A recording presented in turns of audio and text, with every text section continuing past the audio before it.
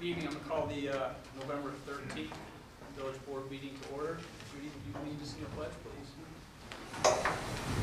I pledge allegiance to the flag of the United States of America and to the republic for which it stands, one nation, under God, indivisible, with liberty and justice for all. So just before we get started, just something I'd like to read. As we acknowledge the sacrifice of our local and national veterans this past Tuesday, I just want to say thank you to our veterans, their families, and loved ones for what they have done for this country. Without their sacrifices, our country would not be the democracy that it is to this day. We, as a country, politically can agree or disagree with respect to which political party represents us most regarding our positions. But our military represents us all as Americans, regardless of party affiliation. Our military men and women are party neutral and represent and defend our country. Never forget that.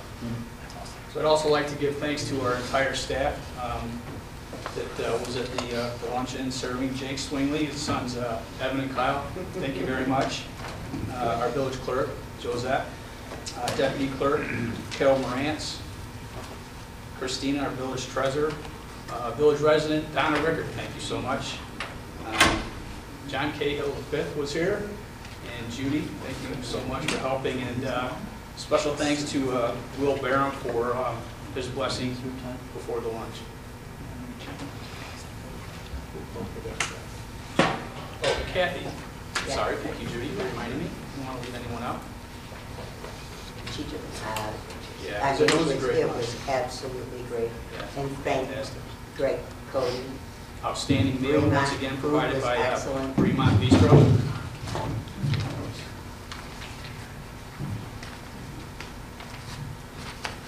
Okay, at this time, I'll open up to public comments.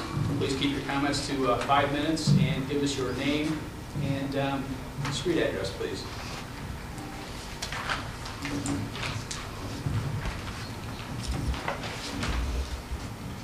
Richard Walder, 20 Elm Street. I have a handout if I'm in here.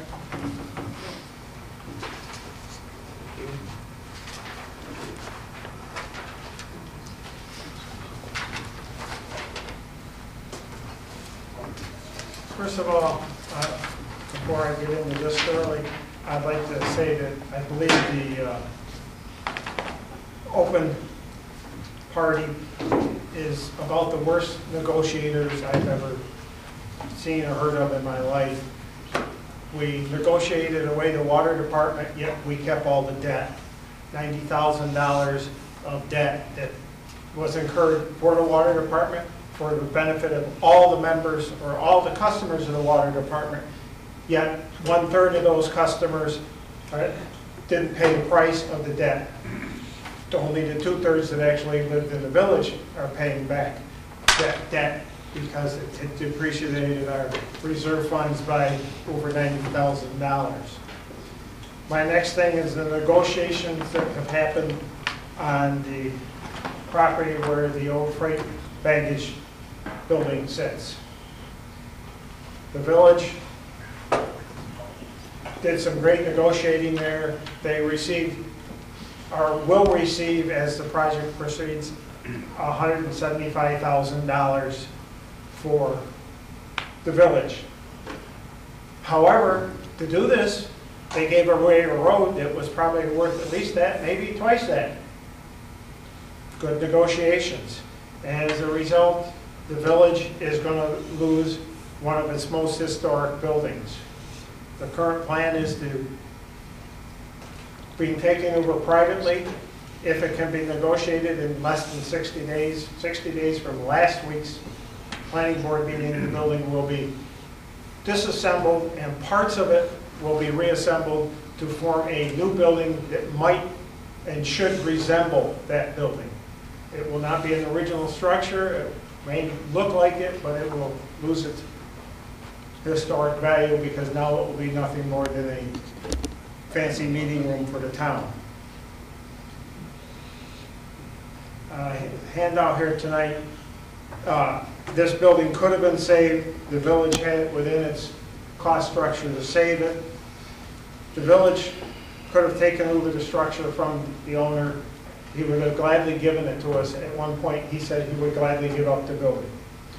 The village had the money and the funds to do this. The cost, original estimates, the cost, which were back in November 2 years ago, I had a cost estimate to make it a sound building, again, put the roof back together and clean up the building, make it sound, not to totally restore it, but to make it a sound building, was $86,000. The village presently, in its parks fund, I believe, the last quote I heard was had over $80,000 in its park fund. If it took just half of that, that would be a big start against that $86,000. The village has recently received, it was announced in the paper, I believe, a $50,000 grant through the state of New York from Senator Nozolia. That's 50, and that comes up to over 90,000. The owner of the property may have put in a little bit towards the restoration because at the present time he's going to, may have to himself, if the plan isn't put together, pay to have it torn down. He had another $5,000 in for demolition costs that he would be saving. Much more than that demolition costs, I'm sure. You'd probably have about $95,000, which would pay for the estimated $68,000 or $86,000 to restore the property to usable, or not usable, but take it so that it would not be in derelict condition. The village has other income coming from the project going on down there. They will receive into the Parks Fund $61,250 into the Parks Fund from fees for that property. That's a whole lot of money that could be part of it, used for this, and a lot of it used for other parks. They're also going to be receiving money for the project on Solari Court, which is, I don't know how many units there are, there are about 40, so that's another $15,000, $20,000 there that would be coming into the village parks fund. The village has a lot of money either in or coming in the parks fund. The village could have saved this project themselves where it is. Agreements could have been worked out. The owner said that he didn't want the building, but at points in his negotiation, he said he would be glad to make arrangements for the saving of this building. The only reason he is not saving it is because of the money the village asked for in exchange, which is the $175,000, which basically he bought the road for $175,000. Thank you. You're welcome. Mr. Elder?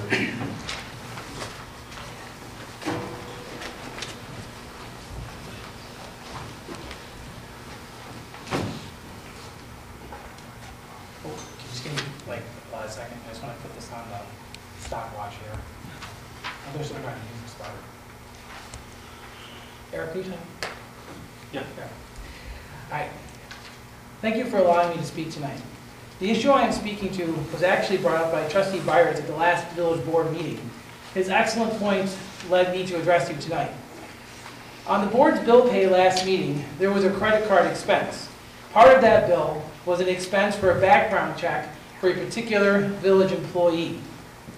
That expense was charged to line 0101-1325404, conferences and higher education. There's some irony in that, which I'm sure does not escape some of you board members. Who authorized this expense? It appears to have been initiated and performed by the mayor with no authorization from the board. And there is no authorization in any board minutes. How did the mayor use an employee credit card to make this expense? It appears that for this incident, the mayor used that of a subordinate employee who authorized the mayor to directly charge an expense against village money, taxpayer money. It appears that no one did. This is another unilateral action. Does the mayor now have his own village credit card? No mayor has ever had one. Should any elected official ever have one? If the mayor can use a village credit card at will, what prevents him from using it for any expense? How can taxpayers ever be sure what is really happening with their tax money? These are important questions, and the board should consider them. In fact, this expenditure has a particularly odorous element to it. It seems to directly violate policy and law. Village Law Section 5520B says, "No expenditure shall be made unless an amount has been appropriated for a particular purpose." There is nowhere where this particular expense, or even a general expense resembling it, is in the village budget. This section of village law, by the way, is referenced in the village procurement policy, which is reviewed each year by the village board. In addition, the credit card use policy, policy 5-5, references the procurement policy. It also deals with when a credit card can be used. It says that the cardholder will verify that the expense is allowable, but there was never any indication this expense went through any authorization to be allowable. Additionally, the mayor then had to figure out what line to charge the expense to. Again, without any authorization, that was assigned to conferences and education, yet this expense was neither related to a conference or employee education. The mayor has taken a dim view of having any amount of money in that line at all, and yet this was the first he assigned the expense to, or had the treasurer assign the expense to. Every indication is that this expense was encumbered in violation of village policy and perhaps the law. Do I still have a little time left? Okay. Because there is another issue. Someone was tangibly damaged by this action. One individual employee has been targeted by the mayor. Has any board member approached the employee about the background check? If the employee was appointed without any agreement that a background check could be made, doing one brings potential liability to the village. Was the employee given a chance to review the background information? The mayor attempted to tarnish a good employee's reputation, and that is unconscionable. A larger question, though, is why is the mayor doing background checks on employees he has already appointed? What is really happening here at Village Hall? This is yet another unilateral action by the mayor. This time it costs taxpayer money and a witch hunt against the village employee. These actions need to stop. I would ask that the board censure the mayor for his actions and make a full investigation. Letters should be sent to the state controller and attorney general for their advice. Thank you. Thank you.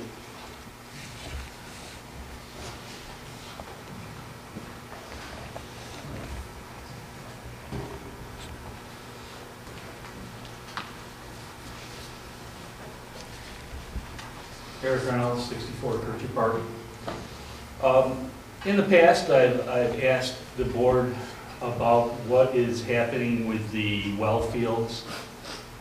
We've yet to have a plan brought forth as to what's happening with the well fields. It's come to my attention that several inquiries have been made about the well fields to, one, have the county take over the well fields and pay for the closure, which I don't know why they would ever take that on, taking on liability for open space that already exists. And secondly, I understand that the town has been asked to take the open space overlay district off of that area in order to be able to develop it. I don't know why the town would ever agree to that either, because they would have to come up with open space somewhere else. So, and also it seems to be that the actual estimate on the closure of the well field has gone back to about where it originally was, at between $400,000 and $500,000. So my question to the board is, what's happening with the well field? There's an end in sight somewhere where that well field has to be closed. What's the plan? Where's the money coming from? We're working on that right now. I give you. I understand. If you want me to respond to this, or you just I want to finish elaborate, my. that's fine. I want to finish my Okay. My Fair enough. presentation here, Sure. and then you're free to. Thank you very much for that.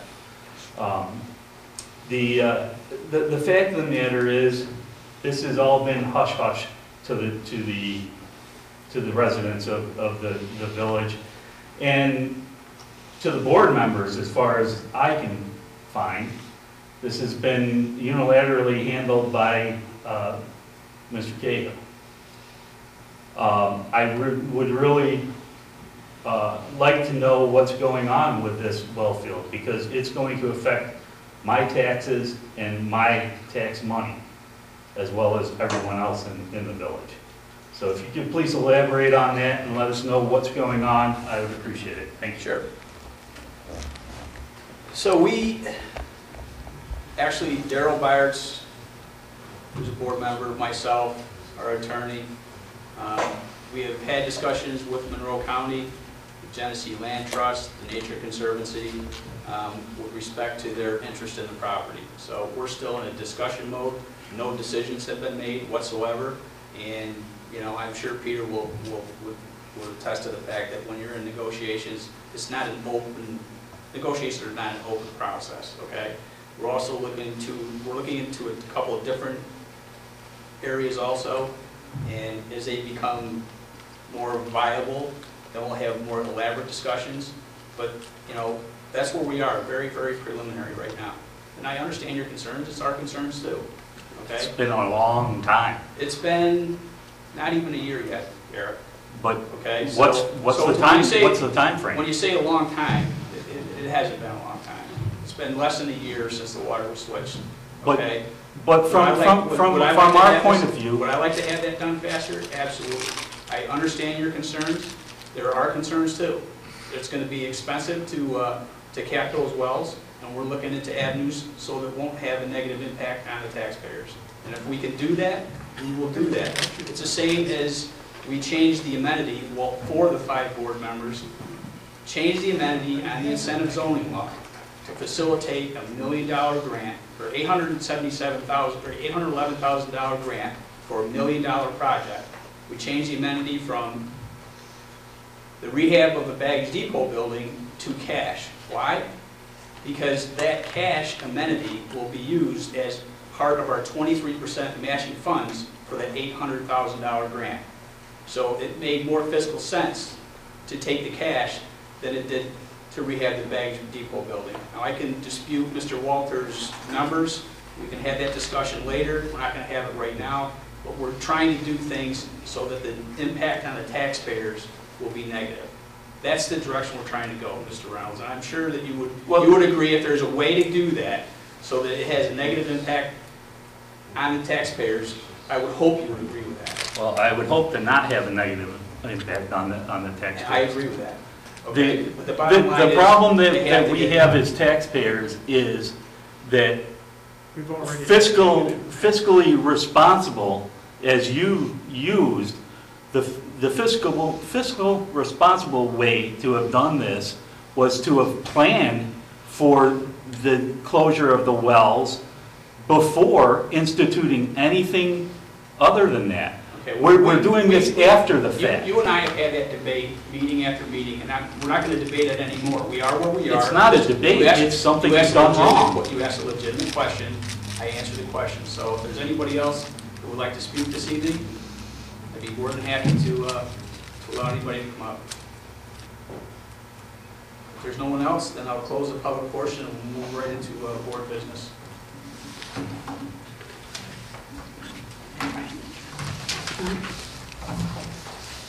All right, first there is a resolution to approve the board minutes.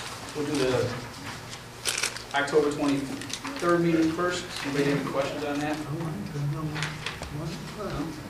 All right, I'll entertain a motion second to approve the October 23rd board minutes. I'll make the motion. I'll second it. Trustee Ippolito. Aye. Trustee Lancy. Aye. Trustee Webster. Mayor Cahill. Aye. Motion passes. Any questions on the workshop? All right, I'll entertain a motion second to approve the workshop meeting minutes for November 4th. I'll second. Trustee Belkane. Trustee Ippolito. Aye. Trustee Lancy. Aye. Mayor Cahill. Aye. Motion passes. All right, next we have a resolution to approve the claims trust and agency. Any questions?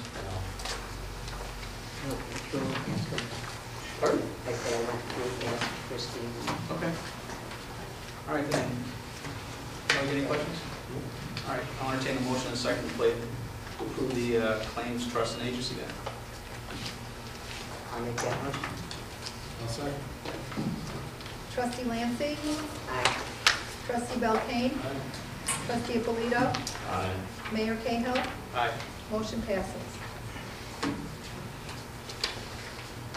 All right, next we have authorization for Mayor Cahill to sign the shared services agreement between the village of Webster and Norweb Incorporated regarding the sharing of the dumpster that has been going on for a number of years now. Just as a bit of background, we looked for a copy of the old shared services agreement. We couldn't find it. I'm not saying it didn't exist. I'm sure it probably did, but we couldn't find it, so we just made up a new one. So that's what we're doing, is just authorizing the shared service agreement for something we've been doing for a number of years. So we have something in writing. But it's the same, it's 40 It's a months. 40-month agreement. The only difference is instead of billing quarterly, we're going to bill every time we get the bill from them. Just makes things a lot more streamlined and easier. Instead of, yeah, 240 for you. Right. Any questions? All right, I'll entertain the motion in a second.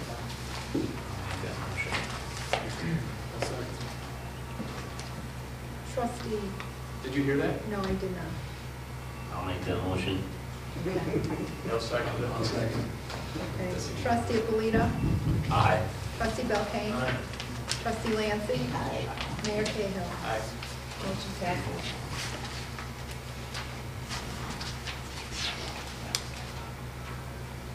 All right, next we have authorization for Mayor Cahill to sign a lease agreement for an office copier and the included with that is an addendum. We talked about the Toshiba. Carol did a nice presentation outlining the costs and the cost savings. Three different copier companies, and Toshiba came up with not only was it less expensive, the people that were called 4 municipalities and one private entity, and also Judy's company or business uses it, and very, very positive reviews on it, Toshiba, so. I know Judy's.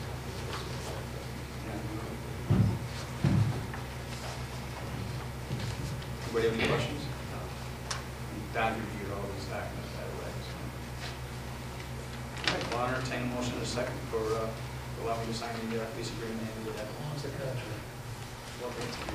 It's 60 months, I believe. 5 years. Yeah, 5 years. Same And as the others there. it automatically renews month to month after that. Right. Either party cancels it on 30 days notice. Okay, well then for all of our contract language. Except this one, month to month, so. After 5 years, right? After 5. After 5. After 5. Yeah. It's in a month to month rather than, it doesn't automatically renew another 5-year contract, so it's a little different. The other one renewed the entire length of the contract. No, I get that. I just thought we were gonna start moving that We- name away from our contracts. We did, and they said they'd go month to month, that's the best they could do, so. It doesn't renew for 5 years, it renews automatically for 1 month. What's pricing locked in, 5 years, or what's The only thing, it's, the pricing's locked in, it's the, and we got the maintenance, instead of being 10%, we got that lowered down to 5%. Price is locked in for 5 years. Yeah, That's that's what it's supposed to be anyway. I don't know, A John. lot of companies don't want to lock in for that. I know. Yeah, it's the same lease payment Every amount. every month for 60 months. Okay. I don't know what the amount is, but it's, the amount doesn't change for the whole 5 years. Yeah, pretty significant savings. All right, I'll entertain a motion in a second. I'll second. Trustee Alito, Aye. trustee Belkane, Aye. trustee Lancy, Aye. Mayor Cahill, Aye. motion passes.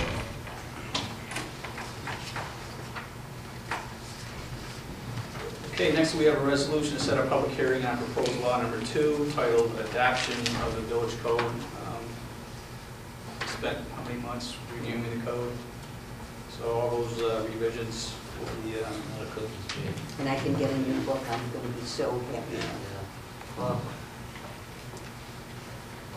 okay, local law Number 2-2, 2014, a local law titled Adoption of Code to provide for the codification of local laws, ordinance, and certain resolutions of the village of Webster into a municipal code to be designated the code of the village of Webster. So, and public hearing is scheduled for the 11th day of December, 2014 at 7:45 in the Community Meeting Room, 29 South Ave, Webster, New York.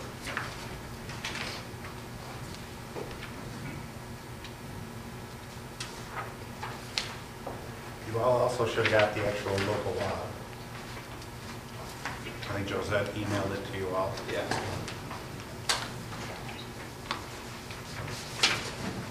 All right. Entertain a motion second to schedule the public resolution on the public hearing. I'll make that motion. Who was the second? I'll be second. Okay. Trustee Lancy? Aye. Trustee Ippolito? Trustee Belkane? Trustee Ippolito? Aye. Okay. Mayor Cahill? Aye. Motion passes. Me too. Speak up. You might not. Say it, David.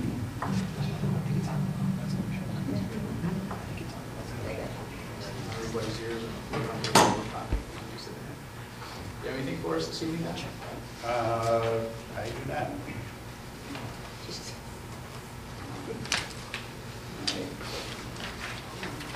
What's that? The comp and overtime report. Jake, did you have a chance to review that? I just presume that the overtime was for Halloween.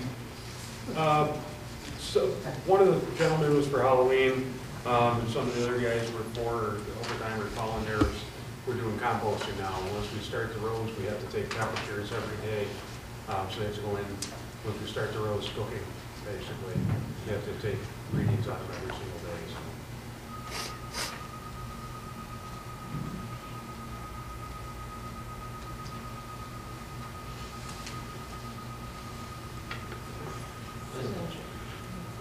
Jake, what's that? Yes, Fire six. alarm? What's that? What's that noise?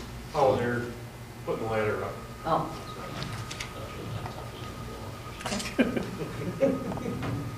All right, so you're talking about the guys at the sewage treatment plant? Yes, yep.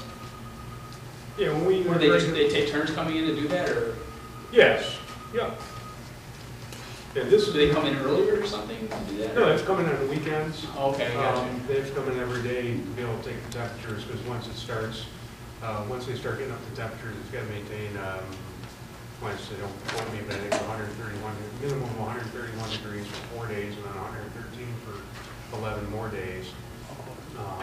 Once they start baking, they got to come in and confirm those temperatures.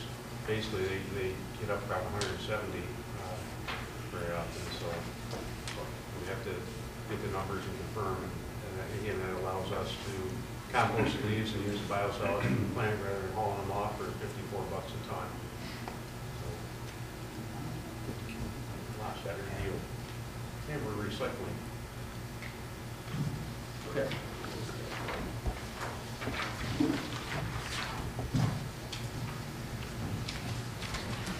Jake? I was threatened by Josette to be quick, so, and Don, I think it was a football game starting, so, I'm gonna do this like an auctioneer.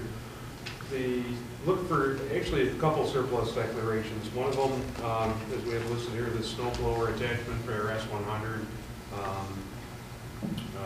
Bobcat, a little skid steer. We're getting a replacement one for that. The parts, we were looking for parts for it, and they were about 80% of what the cost of the new one was. So, so we're going to do that. And I'd like to sell that, put it up for an auction online, and sell that attachment. Now, if we want to do them together, but we've been discussing, and cheap or thrifty, I guess I like to be called. So I'm trying to maximize what we can get out of the equipment that we have in the old well fields. There's a standby generator there that I've been pursuing different avenues for how we can dispose of that and maximize the return for the residents. when I was doing that, I was looking at it this evening when we had this surplus declaration. I don't see where that standby generator was ever declared surplus. So I think that declared surplus as well. We're going through some of the, I guess, more mobile equipment and things, pieces and parts that we had down there. That's one of, it's a built-in standby generator inside its own building. So I don't think we declared a surplus before, so I'd like to have that declared surplus as well as authorization to dispose of it to the highest bidder. You want to do an option format on that as well. Questions, anybody? All right, I'll entertain a motion in a second to declare the snow blower attachment and the standby generator as surplus. I'll make that motion. I'll second it. If I can, real quick, and I failed to say it, say the standby generator and related equipment, so we'll make sure if we have the opportunity to switch gear or something as well, that can go with it. Okay. Agreed.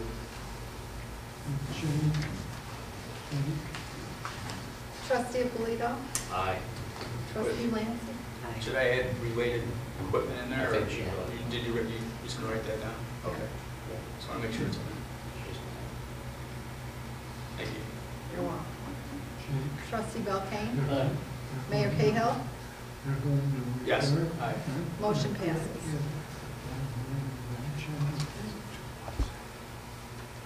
Just a quick update too on the playground equipment. I met with a lady from Playtime, this company, or Game Time, excuse me, down at Shands Park and Wilmeray Park. We reviewed that. We've been discussing in Park and Rec Committee too, replacing some equipment there. Hopefully, next meeting, I'll have information back from her where I can then present it to the board. Obviously, it's something that would come out of the Parks and Rec Fund. But in a nutshell, what we discussed with the Parks and Rec Committee is consolidating, because of some of the ADA requirements and some of the new requirements just on playground safety, basically consolidating the equipment, getting rid of some of the older equipment that really doesn't comply, or as my kids call it, the fun stuff. But getting rid of some of that equipment, consolidating everything into one use zone where you have that wood fiber on the ground underneath and have one path going through that area. So I'll have some more updates on that. We'll talk about doing that in both those parks. So I get different quotes on that and do some other changes to the facilities and to the fixtures that are in the parks. And then finally, we just had a request from, we discussed having a couple people for seasonal help. A request for the additional seasonal help. His name is James Vanderwerken. And it's starting, so you can start on November 24th at a rate of $10 an hour. And that's up to April 3rd. What's the last name? Vanderwerken. I did not hire someone with a last name like that. What's that? I did not hire someone with a last name like that. It sounds like a good idea. All right.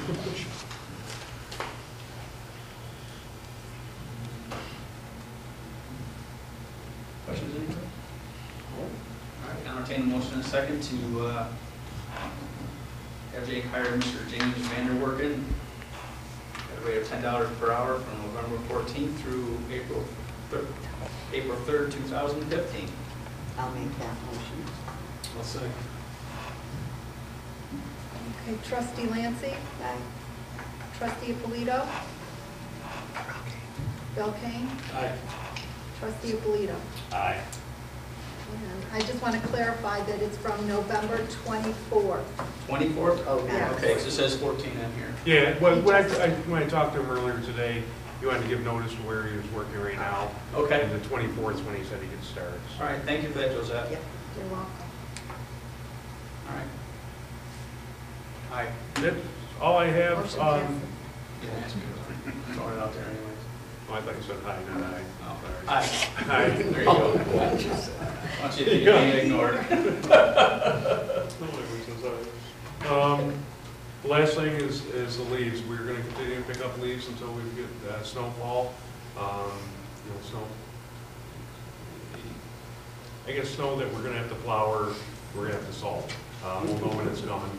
But get them out real soon because it looks like it's coming soon this year. So, and keep out of the gutters, please. Thank you.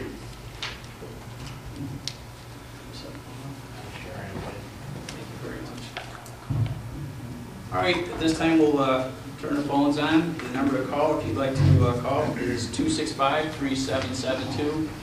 Please give us your name and street address when you call in. There's a business called Joyful Rescues. They rescue animals throughout the county, and they're putting on a donation drive.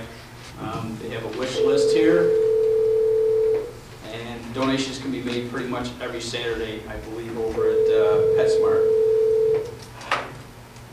Good evening, thanks for calling. Is Barry's banner up to code? That looks like a devil at the four corners. What's your name, sir? You gotta ask that question first. Let's see, I have a card here from the museum. The Woodhill family signature quilt will be on display at the Webster Public Library, as well as a cot quilt from the Van Alstyne family. Let's see, holiday time is on the planning calendar. The museum, their annual holiday tree contest will begin December 6th. So if you are going to plan on participating, please call Sharon Pratt at 347-4202. They also will be selling holiday raffle tickets. The drawing for the raffle will be December 8th. Anybody else have any announcements? Yeah, they're also going to have a Christmas ornament for sale. The museum is. It's going to have the bike on it. It's going to be like a burgundy color with gold writing on it. So they'll be for sale at $5 a piece. So if you're interested. And they should be in by December 6th, by the Christmas holiday parade and everything. Like Christmas is December 4th. Fifth, I think, and the 4th is the, 6th is the White Christmas Parade. yeah. Christmas parade, is December 6th. Then we have the wine walk on the 5th, December 5th. That's right. And Fremont is also having a wine tasting on the 4th. So it's going to be a wonderful weekend. They've done a wonderful job this year with all the events that they've sponsored. It's been a great summer. And once again, we give thanks to the BID, which is the Business Improvement District. They put on all these activities, the Jazz Festival, throughout the summer. We're very, very fortunate to have them. They do a great job. And speaking of people doing a great job, your guys are doing a fantastic job on the lead, Jay. You really are. So appreciate it. Make sure you let them know. Yeah, I'll pass it on. Thank you very much. Anybody else have anything? I had a question. You know the flags there that don't belong to us, that other company? Yeah. When we have one that's damaged, who do we call? Most often, they think that they're ours, so they'll give us a holler, or they'll drop it off if it pulls off, and then we'll call that company and say, hey, here's one here, and come and fix it or put it back up. Okay, so then they should call you? Yeah, that's. All right. Community Showcase Banners is the name of the company. They can call them, or if they drop it off here, we've got. I think there's 2. Well, they in the can't. back. The one on my street was just flopping around and banging against everything. And somehow the wind got it, so now at least it's caught up there and it's not making all the noise anymore. But we should call you then? Yeah, that's fine. All right. You can give us Then a holler and we'll. Thank you. Absolutely. Jerry said Help you can't everybody. negotiate and call those questions. I'm good. I didn't see, you think I would have said that? Yes. Really? See, that was you. Yeah. That's just corny jokes. Well, that's, I thought it was a good one. it just means you're getting more and more like him, Jerry. Yeah, rub it off. That's scary, isn't Look it? at that. Oh, you missed the look. They don't want to stand up to it. All right, does anyone else have anything? So entertain a motion to second. Close the meeting then. You make that motion. All right. I'll second it. Trustee Belkane? Trustee Lancy? Aye. Trustee Abolito? Aye. Mayor Cahill? Aye. Motion passes.